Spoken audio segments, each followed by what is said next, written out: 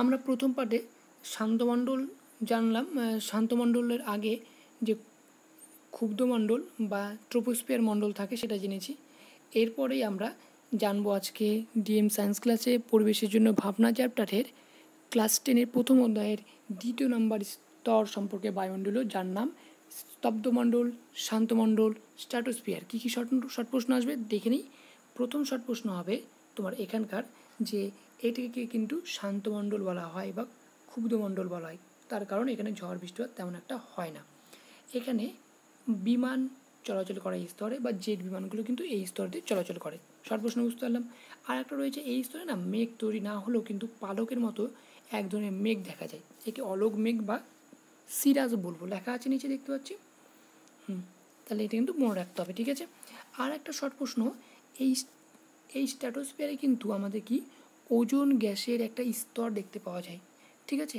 এই অঞ্চলে ওজোন গ্যাসের একটা স্তর দেখতে পাওয়া যায়, সেটি ভূপৃষ্ঠের সাপেক্ষে 16 কিলোমিটার থেকে শুরু করে 30 কিলোমিটার উচ্চতা পর্যন্ত বিস্তৃত থাকে। সেই জন্য স্ট্র্যাটোস্ফিয়ারকে কিন্তু ওজোন স্ফিয়ারও বলা থাকে। শর্ট প্রশ্ন বুঝতে পারলাম।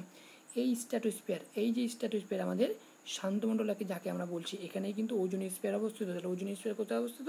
বায়ুমণ্ডলের দ্বিতীয় স্তর বা স্তব্ধমণ্ডল বা শান্তমণ্ডলকে ওজোন স্ফিয়ার বলা হয়, তার কারণ এখানেই আমাদের ওজোন স্ফিয়ার অবস্থিত, ঠিক আছে। এই স্ট্র্যাটোস্ফিয়ার আর মেসোস্ফিয়ারের সংযোগস্থলে, এর স্ট্র্যাটোস্ফিয়ার তো এর উপরে একটা বায়ুমণ্ডল স্তর রয়েছে যাকে বলবো মেসোস্ফিয়ার। এই সংযোগস্থলে উষ্ণতার কোনো পরিবর্তন হয় না, এইটাকে বলবো আমরা স্ট্র্যাটোপোজ। তাহলে স্ট্র্যাটোপোজ কি? বায়ুমণ্ডলের দ্বিতীয় স্তর হচ্ছে স্ট্র্যাটোস্ফিয়ার, এবং এর উপরের স্তর মেসোস্ফিয়ারের সংযোগস্থলে যে অঞ্চলে উষ্ণতার কোনো পরিবর্তন হয় না তাকে স্ট্র্যাটোপোজ বলবো। বুঝতে পারলাম। তাহলে নেক্সট আমাদের পরের বায়ুস্তর হলো মেসোস্ফিয়ার। মেসোস্ফিয়ারের শর্ট প্রশ্ন কী কী থাকবে? এর বাইরে কিছু থাকবে না। সেটা হচ্ছে এখানে একটা শর্ট প্রশ্ন হলো, এটি কিন্তু শীতলতম স্তর, আর এই স্তরে উচ্চতা যত উপরে যাবো, যত এই স্তর থেকে মেসোস্ফিয়ার থেকে যত উপরে উঠবো আমরা, ততই উষ্ণতার চাপ কিন্তু কমতে থাকবে, ঠিক আছে। আর এটা শীতলতম অঞ্চল, এখানে লেখা আছে দেখতে পাচ্ছি জেনে রাখো। এখানে খুবই ইম্পর্টেন্ট যে শীতলতম স্তর কাকে বলা হয়। মেসোস্ফিয়ারকে কিন্তু শীতলতম স্তর বলা হয়। থার্মোস্ফিয়ারকে কিন্তু, থার্মোস্ফিয়ার থেকে কী শর্ট প্রশ্ন হবে বলে দিই। থার্মোস্ফিয়ার থেকে শর্ট প্রশ্ন হবে, এই অঞ্চলে আয়নোস্ফিয়ার, বেতার তরঙ্গ, মেরুজ্যোতি এই সমস্ত কিন্তু দেখা যায়। তাহলে আয়নোস্ফিয়ার, থার্মোস্ফিয়ারকে আয়নোস্ফিয়ার বলা হয়, একটা শর্ট প্রশ্ন। রেডিও তরঙ্গ প্রতিফলিত হয়, শর্ট প্রশ্ন। মেরুজ্যোতি দেখা যায়, শর্ট প্রশ্ন। বুঝতে পারলাম শর্ট প্রশ্নগুলো তিনটে। এরপরে আমাদের এখানে একটা শর্ট প্রশ্ন হবে যে এই স্তরে যত আমরা উচ্চতা বাড়ার সঙ্গে সঙ্গে উষ্ণতা বেড়ে কত হয়? 1200 ডিগ্রি সেন্টিগ্রেড হয়, এটা মনে রাখতে হবে। এখানে কিন্তু উচ্চতা বেড়ে আমাদের কত হয়? 1200 ডিগ্রি সেন্টিগ্রেড। এই থার্মোস্ফিয়ারের উচ্চতা বৃদ্ধির সঙ্গে উষ্ণতা বেড়ে কত হয়? 1200 ডিগ্রি সেন্টিগ্রেড। তো এখানে আমাদের থার্মোস্ফিয়ারকে আয়নোস্ফিয়ার কেন বলা হয় ভালো করে লেখা আছে, দেখতে পাচ্ছি। এই স্তরে সৌর বিকিরণের ইউভি রশ্মি, এক্স রশ্মি, গামা রশ্মি শোষিত হয়। বুঝতে পারলাম প্রথম লাইনটা। তারপরে লিখবো আমরা, এই স্তরে উপরের দিকে থাকে হিলিয়াম আর হাইড্রোজেন গ্যাস, আর নিচের দিকে কী থাকে? অক্সিজেন, ওজোন আর নাইট্রোজেন আয়ন থাকে। সৌর বা সূর্যের বিকিরণের প্রভাবে এই গ্যাসগুলি কী হয়ে যায়? আয়নিত অবস্থায় হয়ে থাকে। তড়িদায়িত হওয়ার ফলে পজিটিভ ও নেগেটিভ আয়নের প্রাচুর্য দেখা যায়। এই স্তরে বাতাস কী থাকে? সবসময় আয়নিত অবস্থায় থাকায় থার্মোস্ফিয়ারকে আয়নোস্ফিয়ার বলা হয়। এই স্তরে উচ্চতম অংশকে বলা হয় থার্মোপোজ। এই স্তরে বেতার তরঙ্গ প্রতিফলিত হয়। আর এই স্তরে সুমেরু প্রভা, মেরু প্রভা বা কুমেরু প্রভা এই সমস্ত ঘটনাগুলি লক্ষ্য করা যায়। তাহলে মনে থাকবে, থার্মোস্ফিয়ার কিন্তু খুব ইম্পর্টেন্ট একটা বায়ুমণ্ডলীয় স্তর। তারপরে এক্সোস্ফিয়ারের শর্ট প্রশ্ন আগে বলে দিই। এখানে শর্ট প্রশ্ন কৃত্রিম উপগ্রহ বা মহাকাশ স্টেশন। কৃত্রিম লিখে নিতে পারো খাতায়, যে এক্সোস্ফিয়ারের বৈশিষ্ট্য বা কী থাকতে পারে এখান থেকে পরীক্ষার প্রশ্ন, যে কৃত্রিম উপগ্রহ বা মহাকাশ স্টেশন। এই এক্সোস্ফিয়ার কৃত্রিম উপগ্রহ বা মহাকাশ স্টেশন থাকে। এই অঞ্চলে হাইড্রোজেন আর হিলিয়াম গ্যাসের প্রাধান্য লক্ষ্য করা যায়। আর এই অঞ্চলে হিলিয়ামের এই যে লেখা আছে দেখো, আমাদের এই স্তরে 960 কিমি পর্যন্ত অক্সিজেন পরমাণু স্তর দেখতে পাওয়া যায়, এবং 960-এর পরে 2400 কিমি পর্যন্ত কি দেখতে পাওয়া যায়? হিলিয়াম গ্যাস প্রচুর পরিমাণে থাকে, তাই এটাকে হিলিওস্ফিয়ারও বলে। এবং এরপরেই হাইড্রোজেন পরমাণু স্তর দেখতে পাওয়া যায়, তাই একে প্রোটোনোস্ফিয়ারও বলা হয়। এরপরেই মহাকাশ শুরু। তাহলে এখানে একটা শর্ট প্রশ্ন হতে পারে যে হিলিওস্ফিয়ার কাকে বলা হয়। এক্সোস্ফিয়ারের মধ্যেই আমাদের ওজোন স্তর ভেদে অক্সিজেনের কিছু স্তর রয়েছে, উচ্চতা ভেদে আর কি, অ্যাকচুয়ালি উচ্চতা ভেদে অক্সিজেন স্তর দেখতে পাওয়া যায় 96 কিমি পর্যন্ত, 96 বলতে 96 তো না, সরি 96 না, 960 কিমি পর্যন্ত। তারপরে 2400 কিমি পর্যন্ত হিলিয়াম স্তর পরমাণু থাকে, যাকে হিলিওস্ফিয়ার বলবো। আর এরপরেই হাইড্রোজেন পরমাণু স্তর দেখা যায়, যাকে বলবো প্রোটোনোস্ফিয়ার। এরপরে মহাকাশ শুরু। তাহলে এক্সোস্ফিয়ার সম্পর্কে কী কী বৈশিষ্ট্য পেলাম সেগুলো যেন মনে থাকে। নেক্সট চলে যাব আমাদের নেক্সট এটা আসার পরে এবার চলে আসবো আমরা পরিচলন স্রোত। আর আমাদের কিন্তু একটা ম্যাগনেটো বলে স্পেয়ার রয়েছে, ম্যাগনেটো স্পেয়ার বলে আলোচনা রয়েছে, ঠিক আছে। এখানে যদিও ছবিটা দেওয়া নেই, তাহলে মনে রাখবে যে বায়ুমণ্ডলের আরেকটা স্তর রয়েছে, সেটি হলো ম্যাগনেটো স্পেয়ার। কী বললাম? ম্যাগনেটো স্পেয়ার, মনে থাকবে। বায়ুমণ্ডলের আরেকটা স্তর রয়েছে, আমি কি বললাম একটু বলে দিই। বায়ুমণ্ডলের আরেকটা স্তর বললাম, যেটা হচ্ছে ম্যাগনেটো স্পেয়ার। ম্যাগনেটো কিন্তু 9 একার 2 অবশ্যই মনে রাখবে ম্যাগনেটো স্পেয়ার। এখানে একটা বৈশিষ্ট্য রয়েছে উল্লেখযোগ্য, সেটা হচ্ছে কী বলতো, এখানে না এক্সোস্ফিয়ারের উপরে বায়ুমণ্ডল বেষ্টনকারী একটি চৌম্বক ক্ষেত্র থাকে। এই যে এক্সোস্ফিয়ার পড়লাম যে স্তরটা একটু আগে, তার উপরেই একটা বায়ুমণ্ডল বেষ্টনকারী একটি চৌম্বক ক্ষেত্র থাকে, যাকে ম্যাগনেটোস্ফিয়ার বলে। এই স্তরে পৃথিবীর চৌম্বকত্বের দরুন আটকা পড়া মহাজাগতিক কণাগুলো পৃথিবীর চৌম্বক সরলরেখা বরাবর ছড়িয়ে পড়ে। অর্থাৎ এখানে ভ্যান অ্যালেন বলয় লক্ষ্য করা যায়। কি বললাম? এখানে শর্ট প্রশ্ন একটা, কোথায়? ম্যাগনেটোস্ফিয়ারে শর্ট প্রশ্ন। ভ্যান ভয়জবলাকার দন্তন্য, সরি এখানে লেখা একটু অসুবিধা হচ্ছে, তো আমি একটু মুখে বলে নিচ্ছি। ভ্যান অ্যালেন ভয়জবলাকার দন্তন্য, ভ্যান অ্যালেন সরিয় জফলা আকার লয়কারের লে আর দন্তন্য ভ্যান অ্যালেন বলয় এখানে দেখতে পাওয়া যায়। তাহলে ম্যাগনেটোস্ফিয়ার বায়ুমণ্ডলের একটা স্তর, যেখানে কি দেখা যায়? ভ্যান অ্যালেন বিকিরণ বলয়। তাহলে শর্ট প্রশ্ন হবে ভ্যান অ্যালেন বিকিরণ বলয় দেখা যায় বায়ুমণ্ডলের কোন স্তরে? অ্যান্সার হবে ম্যাগনেটোস্ফিয়ার অঞ্চলে। বুঝতে পারলাম? তো চলে আসি আমাদের পরের প্রশ্ন। আমরা পরের প্রশ্ন দেখতে পাচ্ছি পরিচলন স্রোত বলে একটা কথা রয়েছে, সেটা লাগবে। শর্ট প্রশ্ন, পরিচলন স্রোত কাকে বলে এটির ব্যাখ্যা করো, ঠিক আছে। তো যে প্রক্রিয়ায় তরল বা গ্যাসের উত্তপ্ত কণাগুলি নিজেরাই কীভাবে, আমরা জানি বায়ুমণ্ডল গরম হলে বায়ুমণ্ডল কী করে? উপরে উঠে যায়, মানে শীতলতর অংশের দিকে চলে যায়। তখন সেই জায়গাকে পূরণ করার জন্য দ্রুত অঞ্চল থেকে অন্য দিক থেকে বায়ু কি সেখানে ছুটে আসে। এর ফলে আমাদের যে স্রোতের সৃষ্টি হয়, বায়ুর উচ্চ গরম বায়ু উপরে চলে যাবে, আর শীতলতম বায়ুগুলো নিচে আসবে। এর ফলে একটা যে চক্রাকারের পরিচলন স্রোতের সৃষ্টি হয়, এইদিকে চলে যাচ্ছে এটা, আর ওখান থেকে চলে যাচ্ছে নিচে, এরকম যে চক্রাকার আবর্তনের সৃষ্টি হয় তাকে বলবো পরিচলন স্রোত। এই পরিচলন স্রোতের উপর ঘটনাগুলোর উপর ভিত্তির মতনই ঝড় বৃষ্টিপাত এই সমস্ত লক্ষ্য করা যায়। যদি কোনো কারণে হঠাৎ নিম্নচাপের সৃষ্টি হয়, তখন সেই চাপ পূরণ করার জন্য কি করবে? দূরবর্তী অঞ্চল থেকে বায়ু ছুটে আসবে, সেখানে প্রচণ্ড গতিবেগে হলেই তখন তাকে কি বলবো? ঝড় বলবো। তো এখানে পরিচলন স্রোত কাকে বলে, ঝড় কাকে বলে, কীভাবে হচ্ছে সেটা কিন্তু মনে রাখতে হবে। নেক্সট, ওজোন স্তরের সৃষ্টি। আমরা জানি স্ট্র্যাটোস্ফিয়ারে অক্সিজেন অণু অতিবিকিরণ রশ্মি শোষণ করে কি করে? অক্সিজেন পরমাণুতে বিয়োজিত হয়ে যায়। আমরা জানি এই ওজোন স্তর মাপার জন্য একটা একক রয়েছে, কি এখানে লেখা আছে ডবসন একক। মনে রাখবে ডবসন এককে ওজোন স্তরের ঘনত্ব মাপা হয়, ওজোন স্তরের ঘনত্ব মাপা হয় ডবসন এককে। আর ওজোন কি? মনে রাখবে ওজোন কিন্তু ওজোন O3 মানে অক্সিজেনের 3টা পরমাণু নিয়ে তৈরি হয়েছে এই ওজোনটা। তাই অক্সিজেনের পরমাণু নিয়ে তৈরি হয় এই ওজোনকে আমরা কি বলে থাকবো? ওজোনকে বলবো অক্সিজেনের একটি রূপভেদ, ঠিক আছে। নেক্সট, আমরা ওজোন স্তরে কীভাবে সৃষ্টি হয়েছে এটা কিন্তু লাগবে। মনে করো বায়ুমণ্ডলের অক্সিজেন রয়েছে, এই বায়ুমণ্ডলের অক্সিজেন কী করবে? সূর্যের রশ্মি কি ইউভি রশ্মি, তাই তো? সূর্যের ইউভি রশ্মি নেবে, সরি ইউটা ভির মতন হয়ে গেল, তাই তো? এই যে ইউভি রশ্মি নেবে, নিয়ে কী করবে? এটা একটা অক্সিজেন পরমাণুতে ভেঙে যাবে। এই অক্সিজেন একটা পরমাণু আবার ওজনের সঙ্গে যুক্ত হয়ে তৈরি করবে কি? ওজোন গ্যাস, ঠিক আছে। এইভাবে ওজনের সৃষ্টি হয়। আবার ওজোন অণুর বিয়োজনও ঘটে। তো ওজোন অণুর বিয়োজন এখন আমাদের বিজ্ঞানী জো ফোরম্যান সর্বপ্রথম লক্ষ্য করেন যে আন্টার্কটিকা অঞ্চলে যে উপরিভাগে স্ট্র্যাটোস্ফিয়ারের মধ্যে ওজোন স্তর আছে না, সেটা নাকি ক্রমশ পাতলা হয়ে যাচ্ছে।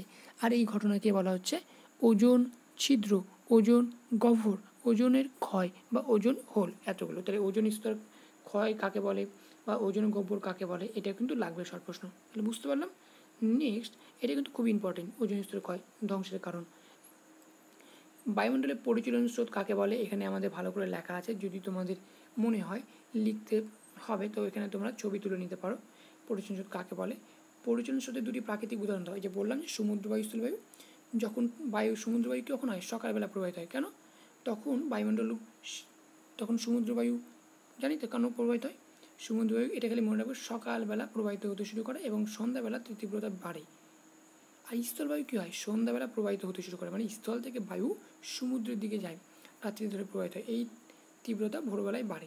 যাই হোক, ওজোন স্তরকে ওজোন ছত্র বলার কারণ কি? ছাতা কী করে? আমাদের রোদ বৃষ্টির হাত থেকে আমাদেরকে রক্ষা করে। ওজোন স্তর কী করে? তেমনি সূর্য থেকে আসা ক্ষতিকারক অতিবেগুনি রশ্মির হাত থেকে পৃথিবীকে রক্ষা করে, তাই ওজোন ছত্র বলা হয় দেখে। বা প্রাকৃতিক সৌর পর্দাও কিন্তু এই ওজোন স্তরকে বলা হয়, কেননা সেটি আমাদের ক্ষতিকারক রশ্মির হাত থেকে পৃথিবীকে রক্ষা করছে। তারপরে ওজোন গহ্বর বা ওজোন ছিদ্র কাকে বলে? এটা কিন্তু লাগবেই, ঠিক আছে। এইদিকে আমাদের আর কিছু শর্ট প্রশ্ন রয়েছে। ওজোন স্তরের ঘনত্ব একক কী এককে মাপা হয় সেটা আমরা জানলাম, যেটা হচ্ছে ডপসন ইউনিট। ডপসন ইউনিটটা কাকে বলে যদি দেখতে চাও দেখতে পারো, কিন্তু এইটাই শর্ট প্রশ্ন আমাদের ইম্পর্টেন্ট, যে ডপসন ইউনিটে কী মাপা হয় বা ওজোন ঘনত্ব একক মাপার এককটার নাম কী। আর এখানে আমরা যা দেখছি এগুলো কিন্তু লাগবে, এই প্রশ্নটাও লাগবে। পরিবেশের উপর ওজোন স্তরের প্রভাব কী? নেক্সট চলে আসি। এবার কীভাবে ঝড় বৃষ্টির সৃষ্টি হয় বললাম আমি এই ঘটনাটা, তো তোমরা এতে ছবি তুলে নিয়ে লিখে নিতে পারো। তারপর ওজোন স্তরের ধ্বংসে এবার ক্লোরোফ্লোরোকার্বন আর নাইট্রোজেনের বিভিন্ন অক্সাইডের কী ভূমিকা রয়েছে সেটা কিন্তু ইম্পর্টেন্ট। দেখো এখানে আমি সহজে বিক্রিয়াগুলো বলছি, এখানে ভাষাগুলো লিখলেই বুঝতে পারবে। ওজোন স্তরে সিএফসি কী থেকে নির্গত হয় আগে দেখে নিই। রেফ্রিজারেটর, বাতানুকূল যন্ত্র, খাদ্যদ্রব্য সংরক্ষণের কাজে বিভিন্ন কারণে আমাদের জৈব দ্রাবক রূপে এই সিএফসি ব্যবহার করা হচ্ছে। এই সিএফসি ব্যবহার করার ফলে সেখান থেকে নির্গত সিএফসি বায়ুমণ্ডলে কী করছে? ওজোন স্তরকে ধ্বংস করছে বায়ুমণ্ডলে মিশে যাওয়ার ফলে। তো এই যে সিএফসির বিভিন্ন ভাগ রয়েছে, এগুলো আমরা সিএফসি CL3 এগুলো কীভাবে হচ্ছে সেগুলো বিক্রিয়াটা দেখি আমরা খুব সহজে মনে রাখার জন্য। এগুলো ক্লোরিনকে প্রতিস্থাপন করছে। দেখো ইউভি রশ্মির যে এগুলো একটা ক্লোরিনকে প্রতিস্থাপন করে দিয়ে একটা আলাদা করে দিচ্ছে। এই সক্রিয় এটা ক্লোরিন পরমাণু, মনে রাখবে এই ক্লোরিনটা সক্রিয় ক্লোরিন পরমাণুই কিন্তু ওজোন স্তরকে কি ধ্বংস করছে। এখানে নিশ্চয়ই একটা শর্ট প্রশ্ন মনে রাখা উচিত তোমাদের। সক্রিয় ক্লোরিন পরমাণু কিন্তু একটা সক্রিয় ক্লোরিন পরমাণু কিন্তু অনেক অনেক অনেক কী করে? ওজোন স্তরকে কিন্তু ধ্বংস করতে পারে। একটা ক্লোরিন পরমাণু প্রায়, বলতে গেলে প্রায়, আমরা একটু লিখে দিই কত টাইপের হবে। প্রায় এই এক, তারপরে কটা শূন্য, 4টা শূন্য, 1 2 3 4, এত ওজন অণু, তার মানে 10,000 ওজন অণু ধ্বংস করে দিতে পারে একটা সক্রিয় ক্লোরিন পরমাণু এতগুলো ওজোন স্তরকে ধ্বংস করে দিতে পারে। তাহলে কতটা ক্ষতিকারক। তাই আমাদের সিএফসি ব্যবহার করা বন্ধ করা উচিত। সিএফসির বিক্রিয়াগুলো কিন্তু সহ দিতে হবে, কীভাবে একটা ভেঙে একটা সক্রিয় ক্লোরিন পরমাণু উৎপন্ন হলো, এর পরের ধাপে CFCl2 আবার ইউভি রশ্মির সঙ্গে বিক্রিয়া করে একটা ক্লোরিন পরমাণু প্রতিস্থাপিত হয়ে আলাদা হয়ে যাবে। বিক্রিয়াটা খুবই সহজ মনে রাখে। দেখো CFCl3 আছে, একটা Cl কমিয়ে দাও, Cl এক্সট্রা হয়ে গেল। আবার যেটা উৎপন্ন হলো ওটাকে আবার এদিকে লেখো, এদিকে লেখার পর ওখান থেকে আবার একটা Cl কমিয়ে দাও, আবার Cl হলো, আবার Cl উৎপন্ন হলো, Cl অক্সিজেনের সঙ্গে Cl হলো, আবার Cl হলো, অক্সিজেনের সঙ্গে Cl। এইভাবে বিক্রিয়াগুলো খুব সহজে মনে রাখা সহজ। বিক্রিয়া দিয়ে একদম ভাষা দিয়ে ভালো করে লিখে দিতে হবে, খুবই ইম্পর্টেন্ট। বুঝতে পারলাম? এটা কিন্তু ওজোন স্তর ধ্বংসে সিএফসির ভূমিকা ছিল। নেক্সট, ওজোন স্তর ধ্বংসে কিন্তু NO অক্সাইডগুলো আছে না, NO2, নাইট্রোজেনের বিভিন্ন অক্সাইডগুলো, N2O, এই অক্সাইডগুলো কিন্তু আমরা প্রথম এটা জানি তো, এটার নাম কি? প্রথমটা হচ্ছে নাইট্রিক অক্সাইড, প্রথমটা হচ্ছে নাইট্রোজেন ডাইঅক্সাইড, পরেরটা কি? N2O nitrous oxide. দেখো এটা কিন্তু ভালো করে একটা জিনিস লক্ষ্য করো, যে N2O লিখলাম না, এটাকে নাইট্রাস অক্সাইড বলা হয়। এটা কিন্তু লাফিং গ্যাস বলা হয়, মানে এটা যদি নিঃশ্বাসের মধ্যে কাউকে দেওয়া হয় নাকে, তো সে হাসতেই থাকবে অনেকক্ষণ ধরে, সে লাফিং গ্যাস বলা হয় এটাকে, ঠিক আছে। তো এটা কিন্তু বেশি দিলে আবার ক্ষতিকর, মারাও যেতে পারে। তো নেক্সট চলে আসি আমরা। তারপরে প্রশ্ন হচ্ছে মন্ট্রিল প্রোটোকল। এইভাবে যদি ওজোন গ্যাস ধ্বংস হতে থাকে তাহলে দেখা যাবে আমাদের পৃথিবী কতদিন পরেই মানুষের হাতে পায়ে চামড়ায় রোগ হয়ে, বিভিন্ন রকম রোগে, গাছেও ধ্বংস হয়ে, ওজোন স্তরের ফলে ধ্বংসের ফলে পৃথিবীরও ক্ষতি হয়ে যাবে। তাই কয়েকজন লোক বা কয়েকটা সংস্থা, একটা বৈদেশিক অনেকগুলো দেশ মিলে একটা চুক্তি স্বাক্ষর করেছিল 1987 সালে, যে আমরা কিন্তু বেশি সিএফসি ব্যবহার করব না। এই অনুযায়ী যে চুক্তি হয়েছিল তাকে বলবো মন্ট্রিল প্রোটোকল। তো ক্লাস 10-এর জন্য শর্ট প্রশ্ন হলো 1987 সালে হয়েছিল এই চুক্তিটা, সেটা কত সালে হয়েছিল? 1970 সালে। এটাই শর্ট প্রশ্ন। আর নিচে 3টে রয়েছে, এটা অবশ্যই মনে রাখতে হবে। এই চুক্তির মূল বিষয়গুলো কী ছিল? বলা ছিল যে 2000 খ্রিস্টাব্দের মধ্যে না সিএফসির ব্যবহার সম্পূর্ণ বন্ধ করতে হবে। কিন্তু এখন তো 2000 কেন, 2020 পার হয়ে চলে যাচ্ছে, তাই তো? নেক্সট চলে আসি। তারপরে আমার যে ওজোন স্তর ধ্বংসের যে কারণ বললাম আমি, এএনওর ভূমিকা এখানে কিন্তু ভালো করে লেখা আছে। তোমাদের যদি মনে হয় এখান থেকে নিয়ে নিতে পারো, খুব সহজে বিক্রিয়া সহ লেখা আছে, এখানে তুমি নিয়ে নিতে পারো, শর্ট একটা স্ক্রিনশট করে নিয়ে লিখতে পারো। এই যে এনওগুলো কোথা থেকে নির্গত হয়? নাইট্রোজেনগুলো তো আমাদের ব্যবহার করো সার। আবার যে স্ট্র্যাটোস্ফিয়ারে এরোপ্লেন চলে না, জেট প্লেনগুলো কোথায় চলে? স্ট্র্যাটোস্ফিয়ার বললাম, বা ক্ষুব্ধমণ্ডল না কিন্তু শান্তমণ্ডলে, হ্যাঁ, শান্তমণ্ডলে বা স্ট্র্যাটোস্ফিয়ারে যে এরোপ্লেনগুলো চলে, জেট বিমানগুলো, সেগুলো থেকে নির্গত ধোঁয়া বায়ুমণ্ডলকে ক্ষতি করতে পারে। তো চলে আসে নেক্সট প্রশ্ন আমরা, ওজোন স্তর ধ্বংসে সিএফসির ভূমিকা। তোমরা তো দেখেই পেলে, ওখানে লেখাই আছে, তো আমার এখানে নোট করা একটু ছিল, তো আমি দিয়েছি এখানে, তোমরা এখানে দেখে নিতে পারো। এই যে জো ফোরম্যান, ব্রিটিশ বিজ্ঞানী জো ফোরম্যান সর্বপ্রথম লক্ষ্য করেন যে আন্টার্কটিকা অঞ্চলের উপরিভাগ স্ট্র্যাটোস্ফিয়ারের অন্তর্গত ওজোন স্তরটি কী হচ্ছে? ক্রমশ পাতলা হয়ে যাচ্ছে। আর এই ওজোন স্তর পাতলা হয়ে যাওয়াকেই বলবো ওজোন গহ্বর। ঠিক আছে, ওজোন গহ্বর ধ্বংসে নাইট্রোজেন অক্সাইডের ভূমিকা আমি বলেই দিলাম, ওখানে লেখাই ছিল, তো এটা না ওখান থেকে না লিখলে হবে। মেরুজ্যোতিতে আমি দেখিয়ে দিলাম, তোমরা এখান থেকে দেখে নিতে পারো। মেরুজ্যোতিতে কিন্তু আয়নোস্ফিয়ার দেখা যায়। আয়নোস্ফিয়ার কাকে বলা হয়? থার্মোস্ফিয়ারকে আয়নোস্ফিয়ার বলা হয়। ওজোন স্ফিয়ার কোথায় দেখতে পাওয়া যায়? বায়ুমণ্ডলে স্ট্র্যাটোস্ফিয়ার স্তরে কত কিমি উচ্চতায়? এটা কিমি কিন্তু পার্থক্য হতে পারে, 15 থেকে 40, একটু ডিফারেন্স হতে পারে অনেক বই, তো প্রায় বলে দিয়ে লিখলেও হবে। এই 3টি ওজোন পরমাণু না, কিন্তু 3টি অক্সিজেন পরমাণু, হ্যাঁ, 3টি অক্সিজেন পরমাণু দিয়ে গঠিত হয় ওজোন। যে স্তরে দেখা যায় তাকে ওজোন স্তর বা ওজোন স্ফিয়ারও বলবো আমরা। এবার কতগুলো বৈশিষ্ট্য দেখে নিই। ট্রোপোস্ফিয়ারকে কী বলবো? ক্ষুব্ধমণ্ডল, কেননা এখানে ঝড় বৃষ্টিপাতগুলো হয়। উচ্চতা যত বাড়বে উষ্ণতা ও চাপ কী হয় আমরা দেখলাম কমে। স্ট্র্যাটোস্ফিয়ারে কী হয়? একে শান্তমণ্ডল বলবো, স্তব্ধমণ্ডল বলবো, ওজোন স্তর অবস্থিত। আর স্ট্র্যাটোস্ফিয়ারে কিন্তু জেট বিমান চলে, এখানে লেখা আছে দেখো, জেট বিমান চলে। উচ্চতা বৃদ্ধিতে কিন্তু উষ্ণতা বাড়ে, কিন্তু চাপ কমে। এগুলো বৈশিষ্ট্য খুবই খুবই ইম্পর্টেন্ট, শর্ট প্রশ্ন হিসেবে থাকবে। নেক্সট, স্ট্র্যাটোস্ফিয়ারে না আর একটা বৈশিষ্ট্য রয়েছে। স্ট্র্যাটোস্ফিয়ার আমরা যেটা দিলাম, এতে মেঘ না তৈরি হলো পালকের মতন মেঘ দেখা যায়, যাকে বলা হয় কি? সিরাস বা অলোক মেঘ, তাই তো? এইবার চলে আসি মেসোস্ফিয়ার, শীতলতম অঞ্চল বলা হয়। উচ্চতা বৃদ্ধিতে কী দেখতে পেলাম আমরা?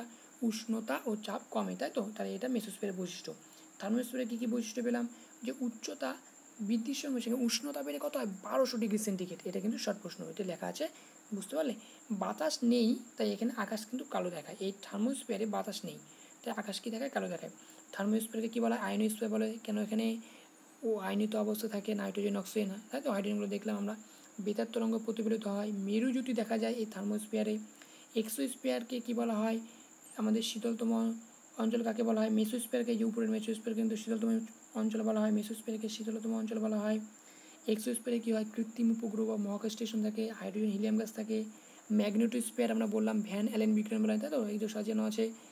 তারপরে আমরা তাপন মূল্য বলে একটা কথা আছে, এটা কিন্তু খুব ইম্পর্টেন্ট, যে 1 কেজি ভরের কোনো কঠিন বা তরল জ্বালানি, 1 কেজি ভরের কোনো তরল বা কঠিন জ্বালানি যদি আমি আগুনে দহন করি বা দহন করা হয় অক্সিজেনের উপস্থিতিতে, তাহলে দেখবো যে পরিমাণে আমি ওই জ্বালানি থেকে শক্তি পাবো আমরা, সেটাই ওই জ্বালানি তাপন মূল্য।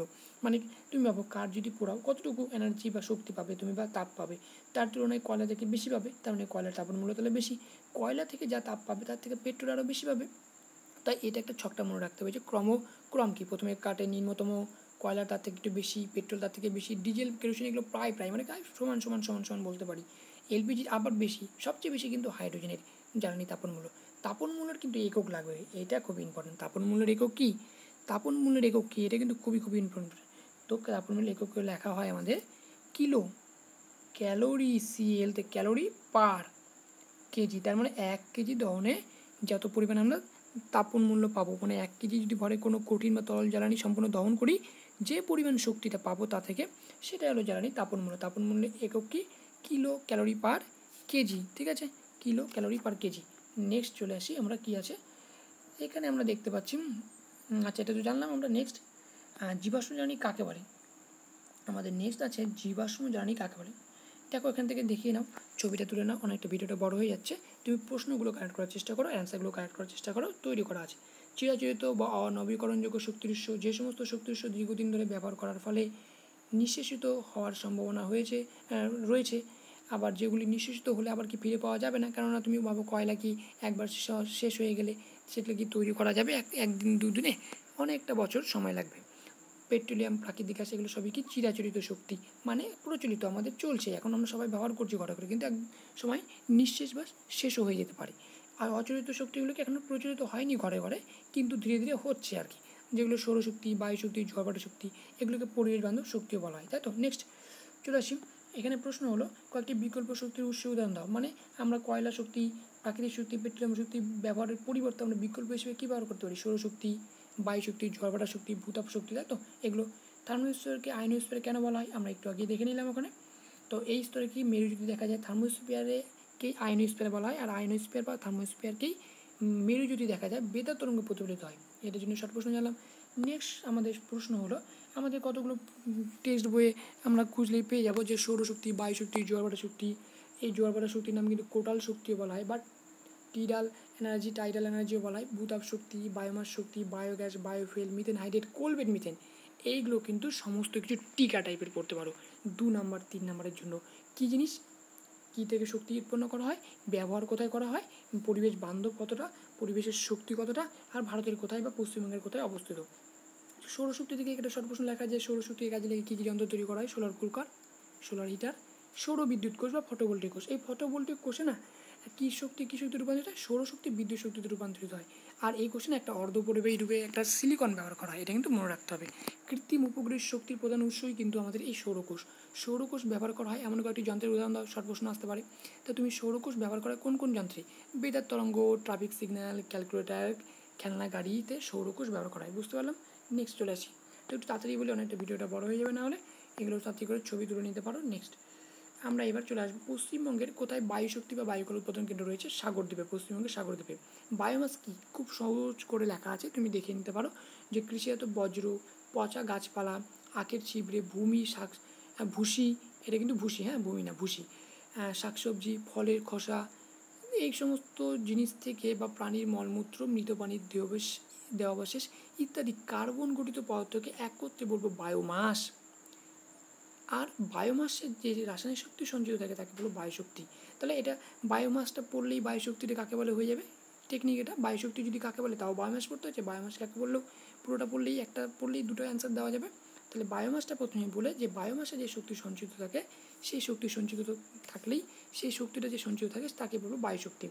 জৈব গ্যাস বা বায়োগ্যাস কাকে বলবো? এক প্রকার ব্যাকটেরিয়া রয়েছে যেগুলো কি বায়ুর অনুপস্থিতিতে মিথেজনিক ব্যাকটেরিয়া কী করে, বায়োমাসকে জটিল জৈব রাসায়নিক প্রক্রিয়ার মাধ্যমে গ্যাসীয় মিশ্রণ উৎপন্ন করে, তাকে জৈব গ্যাস বলবো। তাহলে মেথানোজেনিক ব্যাকটেরিয়া কী জিনিস? তাহলে বলবো বায়ুর অনুপস্থিতিতে বায়োগ্যাসকে বিভিন্ন প্রক্রিয়ার মাধ্যমে কি করবে, জৈব গ্যাসে পরিণত করবে বা বায়োগ্যাসে পরিণত করবে, বায়োমাসকে বায়োগ্যাসে পরিণত করবে যে ব্যাকটেরিয়া বিয়োজিত করে, সেই ব্যাকটেরিয়াটার নামই হলো মেথানোজেনিক ব্যাকটেরিয়া। এই মেথানোজেনিক ব্যাকটেরিয়া কাকে বলে কিন্তু আসতে পারে, তাহলে বুঝতে পারলাম। তো এই জৈব গ্যাসের বা বায়োগ্যাসের প্রধান উপাদান কিন্তু মিথেন। তবে নেক্সট শর্ট প্রশ্ন চলে আসে, এইবার এই যে বায়োগ্যাসের যে গোবর গ্যাস পড়লাম আমরা, এতে কিন্তু কার্বন ডাইঅক্সাইড তো থাকে, এটা শর্ট প্রশ্ন একটা দেখা গেছে, হ্যাঁ কোশ্চেন ব্যাংক বা টেস্ট পেপারে আছে যে শুধুমাত্র কি মিথেনই থাকে নাকি? শুধুমাত্র মিথেন কিন্তু থাকে না, মিথেন থাকে 50 থেকে 80%, কিন্তু এছাড়াও থাকে carbon dioxide, hydrogen sulphide, H2S মানে হাইড্রোজেন সালফাইড, জলীয় বাষ্পও থাকে। বায়োগ্যাস উৎপাদনের জন্য সবচেয়ে বেশি যে কাঁচামাল ব্যবহার করা হয় তা কি? গোবর। তাই একে কিন্তু গোবর গ্যাসও বলা হয়, মনে থাকবে। এই গ্যাস তৈরি যে প্ল্যান্ট থাকে সেটাকে গোবর গ্যাস প্ল্যান্টও বলা হয়। বায়োফুয়েল কি? এরপরে প্রশ্ন, বায়োফুয়েল কি? দেখতে পাচ্ছি বেশি বলছি না, এখন একটু বড় হয়ে যাচ্ছে। কোলবেট মিথেন খুবই খুবই খুব ইম্পর্টেন্ট, এটা তাতে করে স্ক্রিনশট করে নিয়ে লিখে নাও খাতায়। ভূগর্ভের কয়লা খনিতে সঞ্চিত কয়লার পাশাপাশি পর্যাপ্ত পরিমাণে মিথেন গ্যাস মজুদ থাকে। আমরা যখন ভূগর্ভ থেকে কয়লা খনি থেকে যখন সঞ্চিত কয়লা তুলব না, ওর মধ্যে কী থাকে, পর্যাপ্ত পরিমাণে মিথেন গ্যাস না মজুদ থাকে, এটি কোলবেট মিথেন বলবো। এটি কি করে? বর্তমানে কোলবেট মিথেন ভারত সহ বিভিন্ন দেশে জ্বালানির গুরুত্বপূর্ণ উৎসরূপে ব্যবহার করা হয়। পশ্চিমবঙ্গের কিন্তু রানীগঞ্জে এই কোলবেট মিথেনকে কাজে লেগে বিদ্যুৎ শক্তি উৎপাদনে বিভিন্ন বড় একটা ভূমিকা রয়েছে। তারপরে চলে আসি আমরা, মেথানোজেনিক ব্যাকটেরিয়া কী সেটা বললাম আমরা। মেথানোজেনিক ব্যাকটেরিয়া উদাহরণ কয়টা? মিথানোকক্কাস আর মেথানোব্যাকটেরিয়াম। তারপরে মিথেন হাইড্রেট কী, এটাও খুবই খুবই ইম্পর্টেন্ট। তো ছবিটা তুমি দেখতে পাচ্ছ, ছবি তুলে নিতে পারো।